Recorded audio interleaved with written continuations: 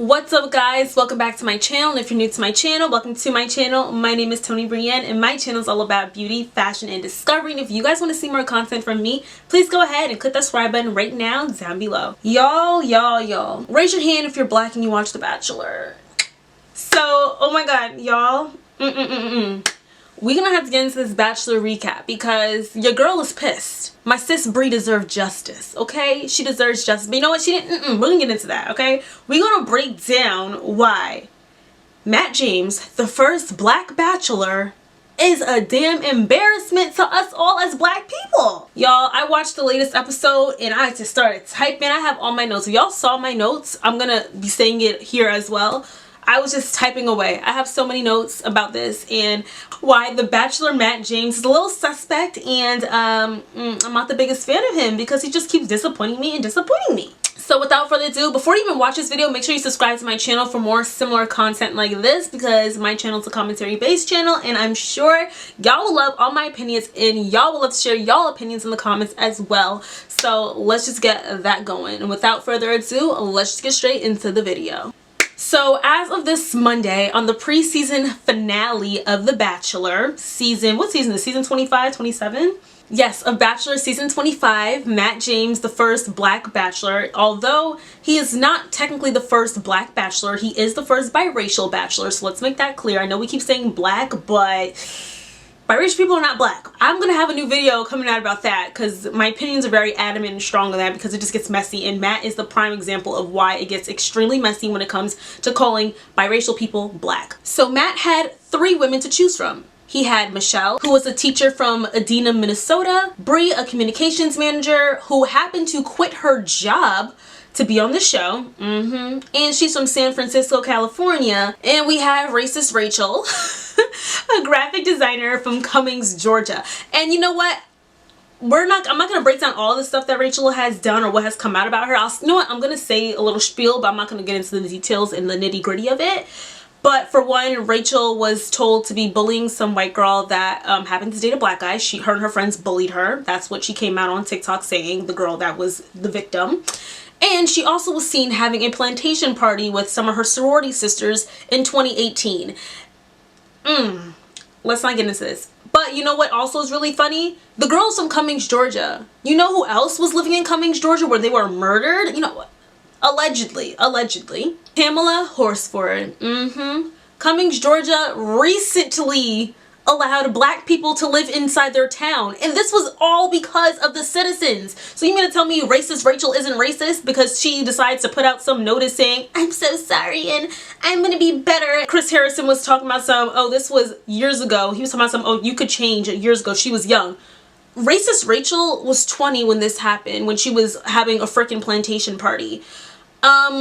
So you're dancing on where my ancestors' tears were on, okay? And their pain and sorrows. Baby girl, you're a racist. But you know what? We're not gonna get into that because I really don't like racist Rachel. But I'm not gonna hate on her the whole time. Not even hate on her. I'm not gonna spew that hatred out on her the whole time because there's other more liable, better candidates on this show rather than racist Rachel. But that's what her name's gonna be, racist Rachel. So these are the final 3. Now, when Matt first began his journey on The Bachelor, they did like a little segment for him. It was very long, and I think it's because Matt was the first, was he the first candidate? I'm not sure. I'm new to the Bachelor franchise. I just started like a few seasons back, but I believe Matt was the first guy that was not on the previous like Bachelorette season or seasons prior that was on the show, so they just wanted to introduce him a little bit more. He was friends with Tyler Cameron, who was on Hannah Brown's season that all these girls be fawning over when he literally looks like an old man. I mean, I don't think he's bad looking, but he kind of looks like an old man. He's attractive, but in an old man way. So during that segment of him introducing himself, it seemed that he really wanted it to be clear that he was not going to pick a black woman, or we should not expect him to pick a black woman, okay? Now, he said it in words that sounded like, oh no, he didn't mean it. But if you're woke like me, okay, you know exactly what Matt was trying to say. He was basically trying to say, don't expect me to pick no black woman. That's what he was saying. Like, just in case, because you know, I normally like white girls. Don't expect me to pick a black girl just because I'm half black, okay? He also seemed to want to put a heavy emphasis on the fact that he was not black. He kept mentioning him being biracial. Ooh. He kept mentioning him being biracial. Sound like I said biracial at first, but it may be because his mom who raised him, because his dad was on his life. His mom that raised him, who was a white woman, maybe that's why he wanted to keep saying, like, you know, I identify with both my black and my white side. But, but, it seems Maddie, okay, Matt, my boy, identifies with his white side fully, because I promise you, no biracial person that is fully comfortable with their blackness is never going to consistently reiterate the fact that they are biracial. There's no reason to constantly say that, okay? Especially Matt, who looks like a fully black man. If you first looked at Matt without knowing him, you would think he was a fully black man. I did not know he was mixed until I saw pictures of his mother. He looks fully black. So when you feel the need to constantly say, I'm biracial, what is your purpose? It's like you're trying to say, and this is most of the time, most of the case scenarios, when they have to feel the need, these biracial people feel the need to say that they are half white, it's because they're trying to tone down the blackness because they're embarrassed of their blackness. Constantly alluding to the fact that you are not fully black normally stems from lack of self-love and lots of self-hatred. And you probably, and Matt already has made it very clear, we're raised around primarily white people. And if you look at all his friends and people that he has hanged around in the past, it seems that he's mostly around white people. So that's what he sees deemed as amazing, and what he probably hears, because a lot of white people are racist. Like, I don't want to sound like bad with it, but okay, this is how it is. When it comes to white people, when they are not around black people, what they see on television and how black people are portrayed in the media is what they will turn to believe, which is considered implicit bias. Implicit bias is, let me get my definition up so y'all know I'm not just chatting up, okay? I learned this in psychology, okay? I gotta get my little college education on, because y'all know I know my stuff now. In social identity theory, an implicit bias or implicit stereotype is the pre-reflective attribution of particular qualities by an individual to a member of some social out group. When it comes to attitudes, stereotypes, and beliefs, that can affect how we treat others. Implicit bias is not intentional, but it can still impact how we judge others based on factors such as race, ability, gender, culture, and language. And implicit bias is a form of racism, and that's what I mean when I say a lot of white people are racist, because they don't, if they're not around black people, or they don't care to educate themselves on that matter.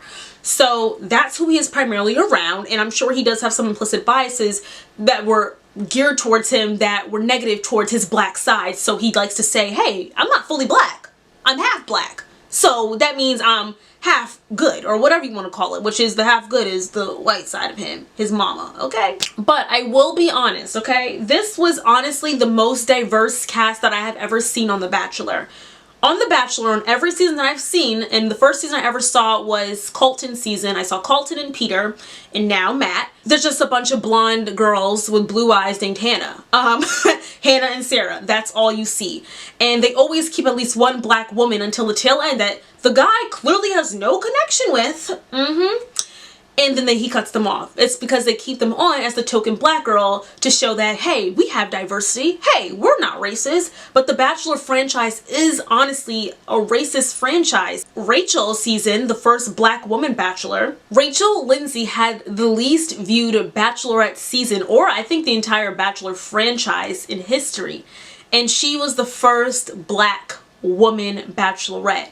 So why would that be the case? Let's be real. Because The Bachelor and the Bachelorette franchise is just a racist show. But like I said, this was a very diverse cast, okay? However, the dark-skinned black women that were on the show, Matt got rid of fairly quickly. Or the ones that looked more black, okay? The black women that did stay were all mixed or looked mixed. They were like the ideal black candidate. Like, let's be honest, Chelsea, gorgeous, model, loved her. She was such a beautiful girl, but of course, Matt was going to keep her. Lauren, gorgeous. Okay, Lauren was beautiful. He didn't give her the time of day. Imani, I think Imani left the first night. She was really, really pretty. And she's also a realtor, so I really like that about her. Cute girl. And then Kayla, stunning. All these girls beautiful. I know obviously it goes deeper than looks, but it's like he didn't even give them a chance from what it seemed like. He wasn't even trying to hold on. He held on to Chelsea for a little bit, but I think he held on to Chelsea because maybe producers said, oh, keep her on because she is like the most black looking, should I say, in regard to, she didn't have like weaves in her head. Like, Amani did, Lauren did, and Kayla did as well. So maybe that's why he kept her just for like, oh, look, we're really pro-black and Matt is not racist or whatever. Matt did say that the season was extremely diverse for a reason. And in a quote, he said, like you saw on night 1, there were white women there were black women there were Asian women there. Those are the women I've dated across the board. What I'm looking for may upset somebody. What I'm looking for isn't a race. I don't only exclusively date black women. I don't only exclusively date white women. I've dated all across the board, and I found redeeming qualities in everybody, which is a blessing. And that's why it's so difficult for me throughout this season. I was trying to explain that to everyone else tuning in, because that might not be their experience. So my issue with that particular statement is that it alludes to the fact that he was not trying to pick a black woman. Why, you might ask? Any black man, or man for that matter, that is fully comfortable within themselves will never feel the need to put out a statement like that. That whole, I don't look at race, I look at how you are as a person and your personality. That's a completely unnecessary statement to say if you know that you truly do look at women for their full personality, okay? And when he said, and I quote, what I'm looking for may upset somebody, end quote, he basically was saying he ain't choosing a black girl, so get over it. Because who else would be upset? Who's gonna care? Besides black people, if they're saying that the first black bachelor the first mixed black bachelor is picking someone non-black, but it's what we expected. Now, it really does not matter who he picks if he is picking a worthy, non-racist woman, okay?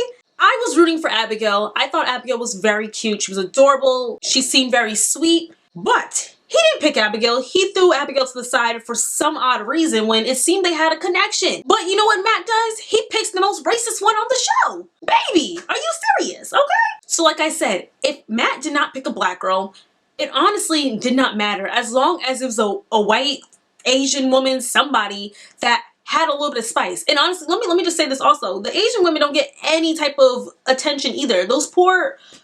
and they're so gorgeous too. It's like they automatically, in every season, the Asian and the black women get the lower end of the stick. And I don't really see Hispanic women on there as much. Jasenia was on that season, but I wasn't a big fan of Jasenia. I liked her in the beginning, but then when she started doing the whole stitching thing, it was very corny and I stopped liking her.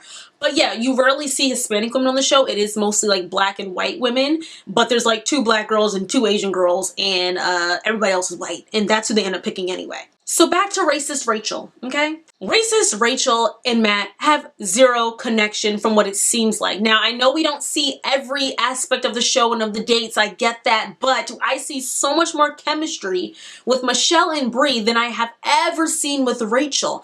And all I get is like, I want to save the poor white girl. Like, it's just so weird to me. And then Rachel is like the most basic girl I've ever seen in my life. Like, are you serious? Like, what is wrong with... I swear, men really know how to pick them, because you have these 2 gorgeous women and then Rachel. Like, huh? 2 gorgeous girls, racist Rachel?